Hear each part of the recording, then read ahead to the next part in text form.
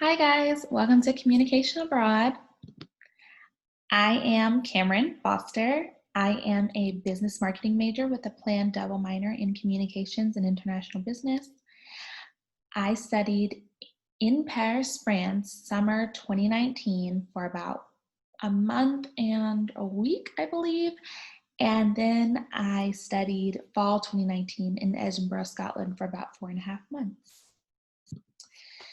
So now that we're talking about communicating abroad, right? You guys want to talk to your family, you want to talk to your friends, you want to use Instagram. We need to know the rules. Why can I not use my phone? You can use your own phone. That's not the problem. It just really depends on what country you're in. Some countries have different rules, so it's important to do some external research on your host country. A great example would be China.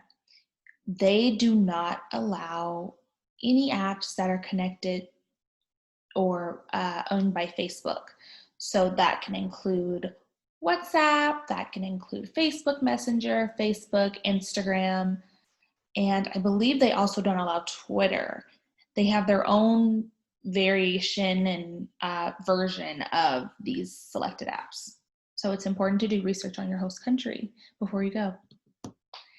So as I mentioned before, you have different options, right? So obviously in Europe, they use Facebook Messenger a lot. They use Instagram, they use Twitter, they use WhatsApp. I used WhatsApp while I was abroad to connect with my friends. I still use it to connect with my friends overseas. It's actually way easier than just texting them.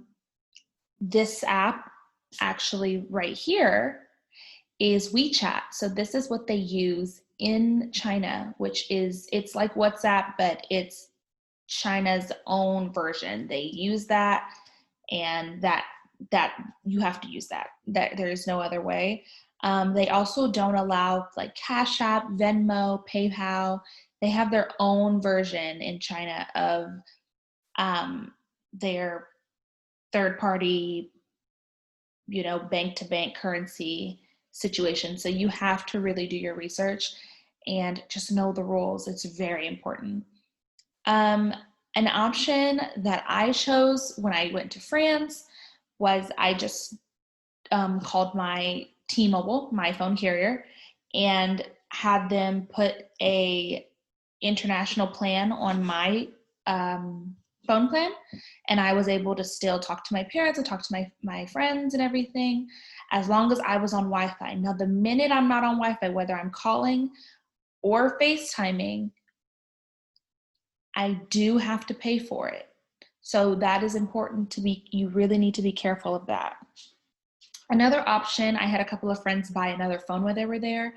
You don't have to get an iPhone, you don't have to get a touchscreen, it doesn't have to be fancy, you just need to be able to get around, send text messages, and call someone. So I know my flatmate Dominique kept her iPhone, and she used that to communicate with her family when she was at school.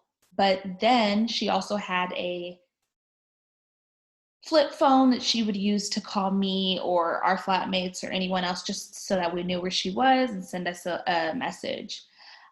You can also get a SIM card in your host country, which actually I would 100% recommend.